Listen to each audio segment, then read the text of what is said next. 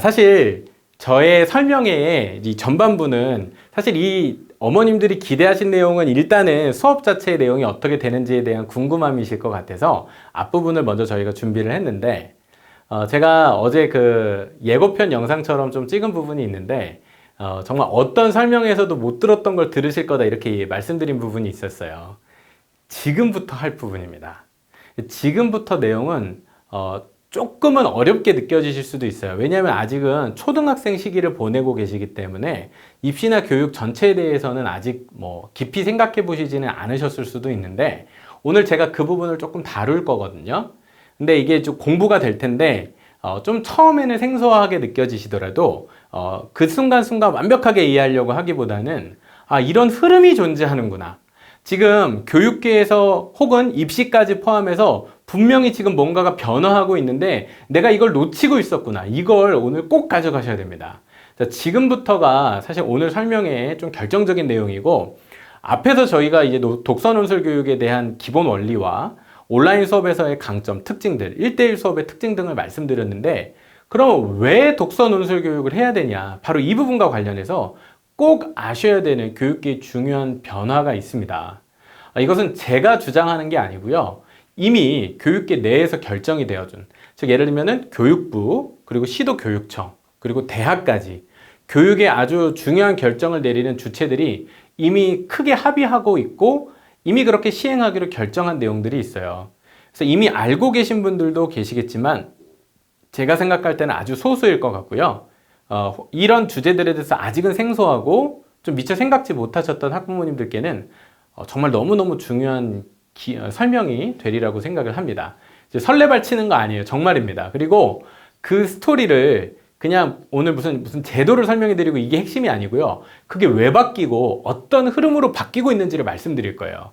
근데 이 흐름을 들으실 수 있었던 설명에는 어디에도 없었을 겁니다.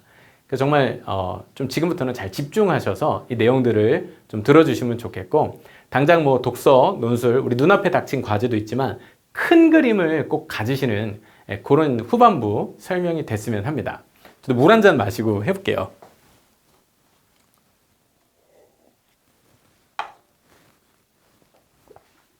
네, 감사합니다. 초6부터 자, 오늘 물론 중등 학부모님들 계시겠지만은 정말 중요한 건 초6부터예요. 초등학교 6학년 이하 학생들 5, 4, 3, 2, 1은 이미 결정됐습니다. 이게 뭐 선택이 아니고요. 예정이 되어 있는 상황으로 우리가 들어가게 되는데 이 변화가 무엇인지 정말 잘 아셔야 돼요. 제가 오늘 그 부분을 말씀드릴 것입니다. 그리고 나서 이제 보조 키워드로 IB 제도가 뭔지, 오늘 IB가 뭔지 알고 가셔야 돼요. IB라는 얘기를 오늘 처음 들으신 분들도 계실 텐데 이거 꼭 알고 가십시오. 그래서 앞으로 여러 가지 교육 관련 기사가 나올 때 IB 이야기가 나오면 유심히 지켜보셔야 됩니다. 누구라면 초등학교 이하 자녀를 두신 학부모님이라면 꼭 이 IB 제도에 대해서 이해를 갖고 계셔야 됩니다. 그 다음에 고교 학점제. 그래도 IB보다는 좀 더 친숙하죠. 들어는 보셨을 거예요. 오늘 고교 학점제가 무엇인지 세부 설명을 드리는 게 아니고 이걸 왜 하는지에 대해서 말씀을 드릴 거고 그게 실제로 학생들의 삶을 어떻게 바꿀 건지에 대한 얘기를 실감나게 해드릴 겁니다. 그리고 이제 그것과 관련해서 독서논술 교육. 물론 저는 독서논술 교육을 하는 사람이니까 당연히 독서논술 교육이 중요하다고 얘기를 하겠죠.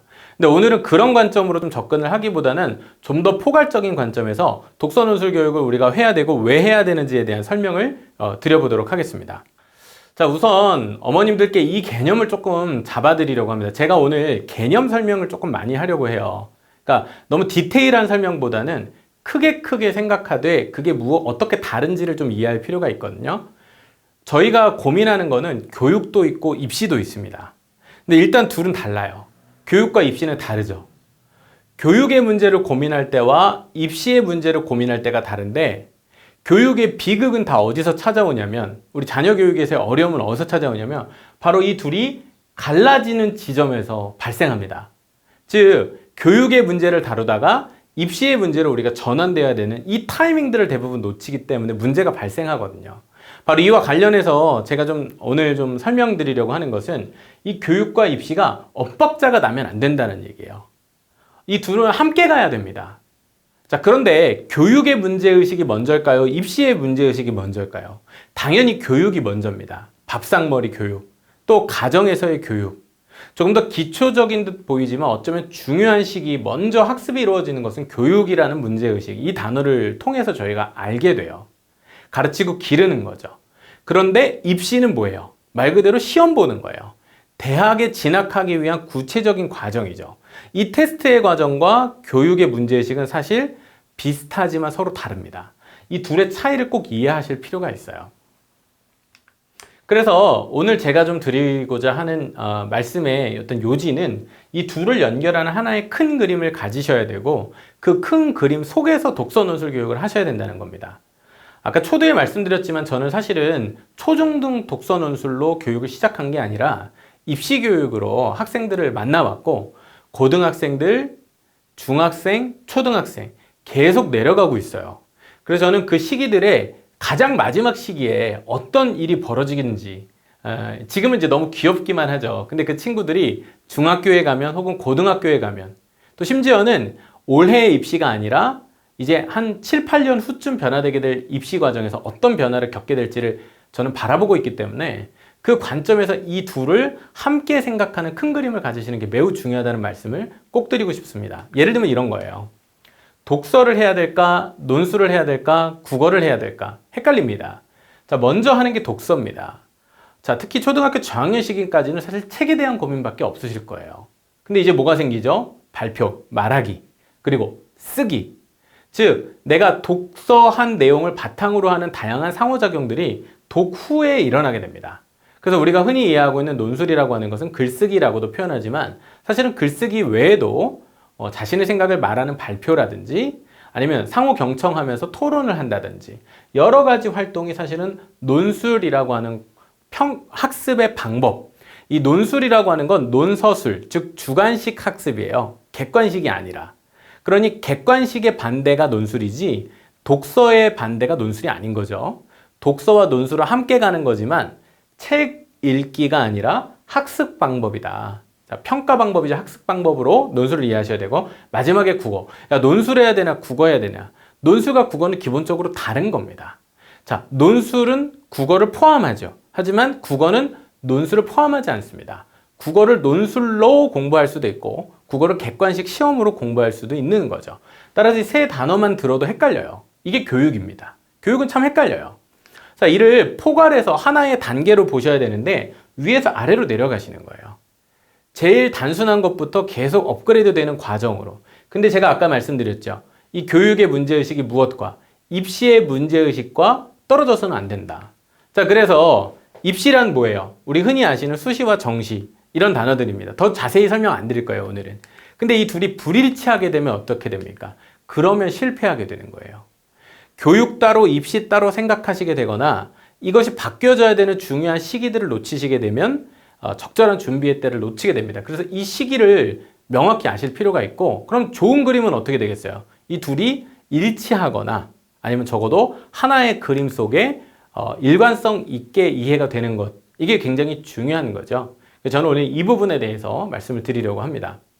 잠깐 좀 과거로 좀 거슬러 올라가 볼게요. 제가 지금부터 제 얘기를 주관적으로 해드리지 않고 객관적인 근거, 어떤 일들과 사건이 있었는지를 좀 히스토리를 얘기해 드리려고 해요. 지금부터는 과거로 돌아가 보겠습니다. 어쩌면 어머님들이 직접 경험하셨던 학습 과정이셨을 수도 있고요. 또는 그 과정에서 경험하셨던 입시 제도에 대한 얘기가 나올 수 있어요. 근데 우리 자녀들의 입시 혹은 교육의 환경과는 큰 시간차가 존재하잖아요. 그걸 제가 하나로 연결해 드릴 겁니다. 지금부터는 너무 어렵게 들으시기보다는 그냥 재밌는 옛날 이야기 듣듯이 옛 기억과 추억을 떠올리면서 한번 들어주시면 좋을 것 같아요. 자, 서울대가 논술을 폐지한다. 옛날에는 서울대에 논술 시험이 있었습니다. 실제로 서울대에 논술 시험이 있었을 때 그 논술이 폐지됐었어요. 몇 년도냐면 2014년입니다. 그럼 그 전까지는 서울대도 논술고사를 봐서 수시나 정시로 대학을 갔었다는 얘기겠죠. 상위권 대학에 큰 변화가 있었다. 일단은 서울대에서는 논술고사가 2015년쯤 폐지되었는데 이 말은 거꾸로 보면 그 이전에는 서울대에 논술시험이 있었다는 얘기예요. 좀 더 거슬러 올라가 보겠습니다. 서울대 정시 논술 폐기 전에는 수시가 먼저 논술을 폐지했었는데, 그러니까 앞에 기사는 정시까지 완전히 폐지됐다는 얘기고 그 앞에는 수시 논술에서도 폐지되는 일이 있었어요. 근데 이 기사에서 하나 더 같이 보셔야 되는 일은 바로 입학사정관제라는 게 들어오면서 논술이 폐지됐던 거예요. 자, 입학사정관제 조금 생소하시죠? 이름이 바뀌었기 때문에 그래요. 요즘은 입학사정관제라고 부르지 않고 학생부 종합전형이라고 부르고 있죠. 바로 이 학생부 종합전형 혹은 입학사정관제, 저희가 작년에 뭐 어떤 이제 입시와 관련된 뭐 부정이라든지 뭐 이런 어떤 문제가 사회적으로 불거지면서 사실 많은 분들이 이제 알게 되셨을 텐데, 이런 입시제도의 큰 변화와 논술이 굉장히 긴밀하게 엮여 있었다는 점입니다. 이 상황만 놓고 보면 논술은 사라져가고 입학사정관제가 생겨나는 것처럼 보여졌던 게 2011년이에요. 자, 입학사정관제가 도입되고 5년 정도 지났을 때, 한 2012년 정도 되니까 어떤 얘기가 나기 시작했냐면, 이제 합격자들이 이제 뭐 예를 들면 이런 얘기가 나기 시작한 거예요. 신문기사에. 이제 꼭 성적만 좋으면 대학 가는 게 아니라 뭐 이렇게 다양한 멘토링이나 동아리 활동 열심히 하는 친구들이 대학 갈 수 있는 길이 열렸다. 이런 얘기가 이제 막 본격적으로 나오기 시작했던 게 한 2010년대 초반대의 이야기입니다. 그러니까 지금부터 약 한 10년 전의 이야기죠. 자, 뭔가 2005년부터 한 2012년, 13년, 14년 이 정도까지 조금 오래된 얘기를 잠깐 해드렸는데, 제가 한번 정리를 해볼게요. 2004년에 대입제도 개편안이 발표됩니다. 대학 입시 제도를 바꾸겠다라고 하는 아주 큰 발표였는데, 2004년 굉장히 오래됐죠. 지금 뭐 거의 한 20년 가까이 된 이야기인데, 참여정부, 그러니까 우리 노무현 대통령 계실 때 이야기입니다. 그때 뭘 바꿨냐? 수능이 등급제로 바뀌어요. 수능 9등급제가 이때 처음 예고됐습니다. 이제 아직 시행된 건 아니에요. 그렇게 하겠다. 그러면서 동시에 입학사정관제를 도입하겠다라고 얘기했던 거는, 어쩌면 지금 잠깐 뭐 정치 얘기랑 아무 상관없습니다. 문재인 정부 민주당이죠. 그 전신이 될 수 있는 같은 정치적 계열에 있는 노무현 정부 때 이미 발표했던 내용이었어요. 그래서 수능을 등급제화해서 정시를 조금 쉽게 만들고 입학사정관제를 도입하겠다라고 예고한 게 2004년입니다. 얘기한 게 2004년이에요. 2008년도에는 무슨 일이 있었냐? 2008년도에는 대입에서 처음 그 제도가 도입됐습니다. 실제로 입학사정관제가. 언제요? 2008년. 아까 제가 기사로 듬성듬성 봤던 걸 지금 정리해 드리는 거예요. 그럼 입학사정관제가 처음 시작된 건 언제예요? 2008년인 거예요. 어디서? 서울대에서부터. 2009학년도에는 이게 대폭 확대됩니다. 이때는 이제 정권이 바뀌죠. 우리가 이명박 대통령이 있을 때, 이명박 정권 때 이 입학사정관제가 급속히 확대됩니다. 근데 이게 45개 대학이지만 사실 이게 다 상위권 대학이거든요. 그래 따라서 서울 소재에 있는 대부분의 학교가 입학사정관제로 바뀌면서 입시에 큰 변화가 찾아오게 됩니다. 학교 생활이 굉장히 중요해지게 됐던 거죠. 그게 바로 2009년입니다. 그러니까 지금부터 한 12년, 3년 된 이야기겠죠. 자, 2013년에는 이게 명칭이 바뀝니다. 2013년 8월에는 학생부 종합전형으로 이 명칭이 바뀌면서 입학사정관제가 다소 입시비리 등과 연루될 수 있으니 공교육을 강화하자라는 취지로, 이거는 이제 박근혜 정권 때, 박근혜 대통령이 계실 때 이름이 바뀌어지게 됩니다. 그게 오늘날까지 이어지게 된 거예요. 이제 흐름 이해되시죠? 지금 수시 입시의 가장 중요한 흐름의 핵심에 있는 학생부 종합전형이라는 것이 이름이 바뀌어서 자리를 잡게 된 건 2013년인데, 그게 시작되고 예고됐던 거는 그거부터 한 10년 전부터, 10년 전이 예고가 됐고, 이 제도가 10년 되면, 자, 여기서 이제 아셔야 됩니다. 모든 입시 제도는 20년을 주기로 바뀝니다. 모든 입시 제도는 기본적으로 수명을 다하면 새로운 제도로 교체되게 돼 있어요. 전반부의 10년, 빌드업하는 과정이고 안정화시키는 과정입니다. 근데 그 후반부의 10년은 결국 이것도 완벽한 제도가 아니기 때문에 여러 가지 허점과 문제점들이 드러나기 시작합니다. 그럼 2013년부터 2023년까지는 무슨 일이 생기겠어요? 해마다 학생부 종합전형의 한계점이 드러나기 시작하는 겁니다.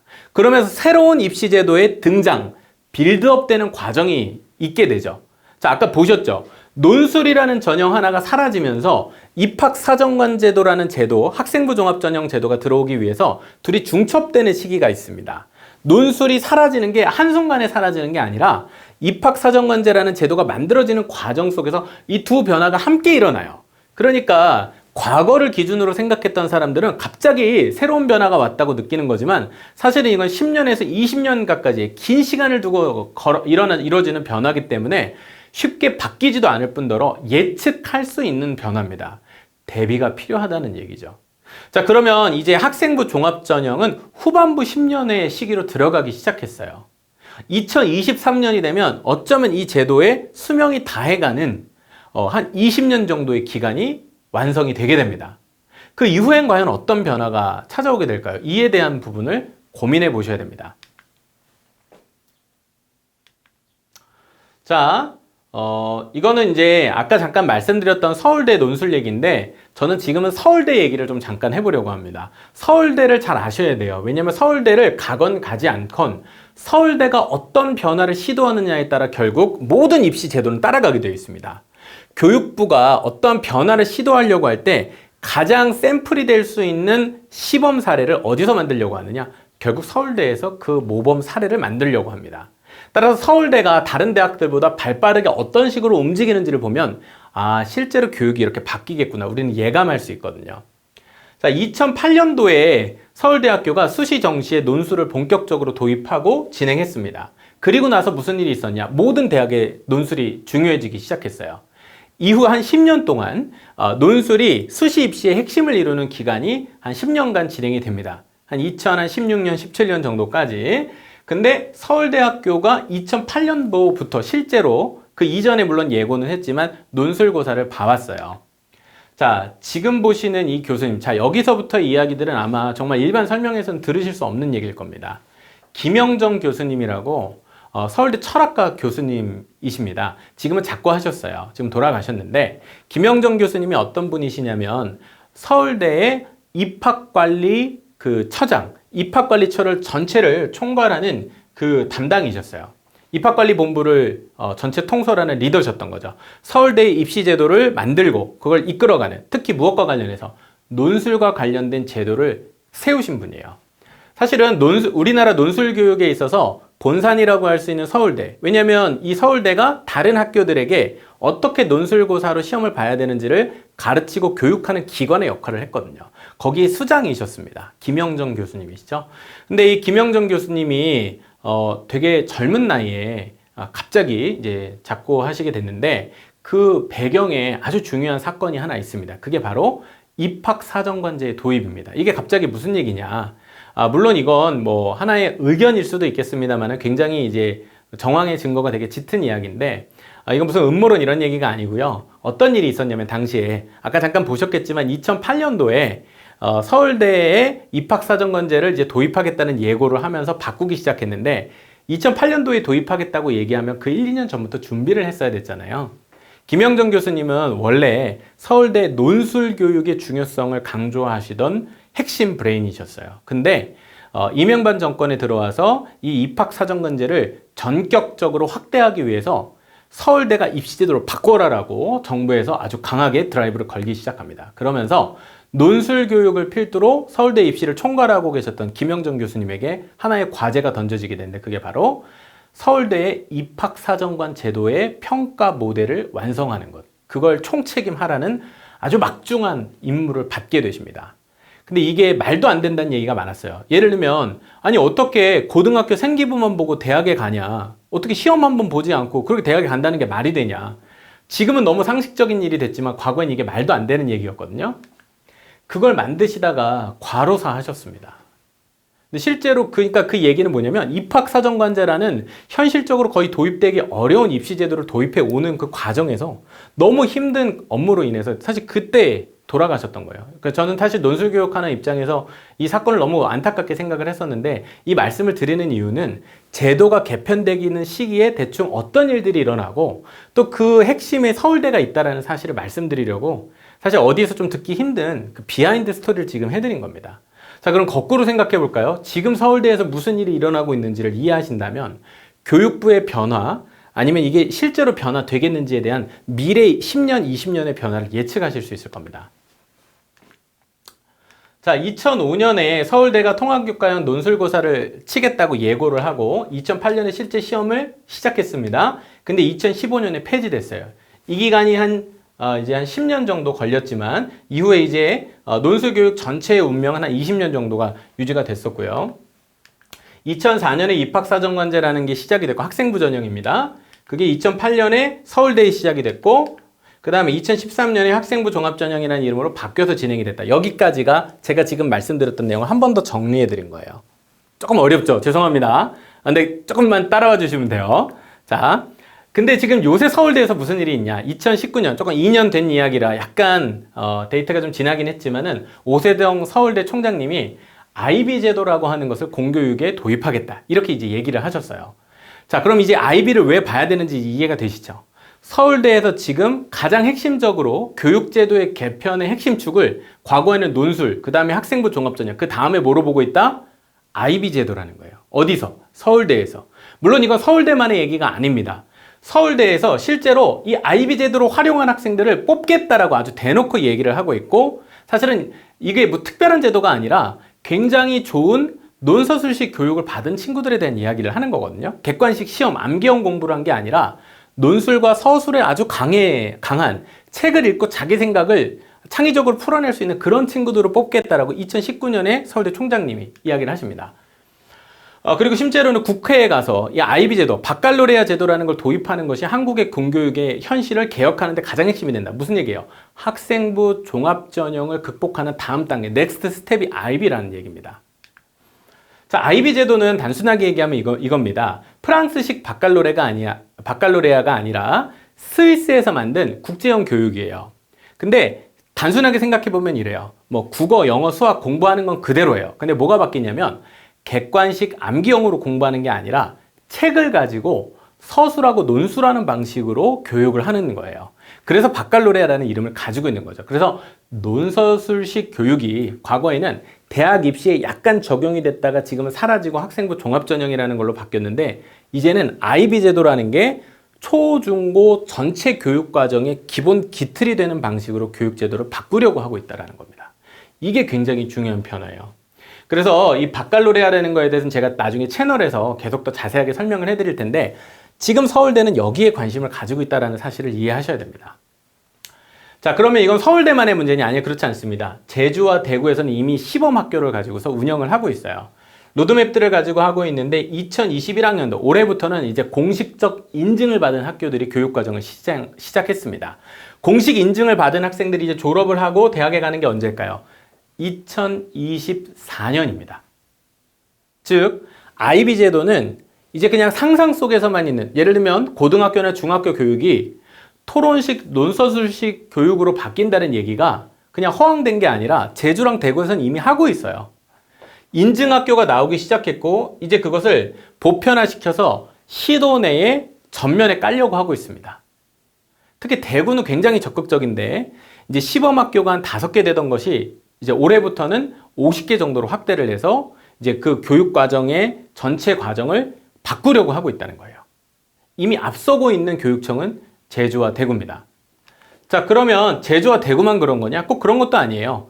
자, 서울대 교육학과 교수님인 이혜정 교수님. 아마 좀 이름을 많이 들어보신 적들도 있을 겁니다. 서울대 A+ 비결. 그 책으로 되게 유명하신 분이시죠. 자, 이 기사를 통해서도 보면 아시겠지만은 IB 국공립학교가 이미 올해 2월달 기사입니다. 이미 도입되기 시작했다는 얘기가 물밑 작업처럼 밑에서 많이 얘기가 이미 되고 있는 거예요. 우리는 잘 느끼고 있지 못하지만. 자, 그래서 이혜정 교육과혁신연구소장 님께서 서울대 교수님이십니다. 한국 입시의 고질적인 문제를 평가의 공정성과 내용적인 어떤 개혁을 위해서 IB 제도, 논서술식 커리큘럼을 가지고 있는 인터내셔널 바칼로레아 과정을 공교육에 도입해야 된다. 박하식 충남 삼성고 교장, 오세정 서울대학교 총장, 교육계의 중요한 인물들이 공통적인 얘기를 하고 있어요. 우리만 모르고 있을 뿐이죠. 왜? 아직은 수면 위로 올라오지 않았기 때문에. 근데 미리 아셔야 돼요. 왜? 이게 초등학교 6학년부터는 적용될 수 있는 이야기이기 때문에 그렇습니다. 서울시에서는 그럼 이거 안 할까요? 조희영 교육감님이 처음 교육감이 되셨을 때부터 공약하셨던 내용에 이 내용이 들어있습니다. 인터내셔널 바칼로레아, 논서술식 교육. 즉 공교육 현장에서 논술과 토론으로 즉 객관식 암기형이 아닌 논서술식 교육으로 과정 중심 평가를 하겠다라고 하는 내용을 이미 서울시에서는 TF까지 구성하면서 오래 전부터 준비를 해오고 있습니다. 따라서 이건 특정한 대학, 특정한 어떤 시도의 문제가 아니라 한국 교육계 민면에서 천천히 스물스물 빌드업되고 있는 아주 중요한 변화. 학생부 종합전형이 이제 그 수명을 좀 다해가고 있다면 그 새로운 제도가 이제 그 뒷자리를 대체하게 될 텐데 그 이름이 뭐겠냐? 저한테 묻는다면 저는 IB 제도라고 이야기할 겁니다. 자, 그렇다면 IB 제도 하지만 여전히 못 믿겠다 하시는 분들을 위해서 더 확실한 정보를 하나 드릴게요. 고교 학점제입니다.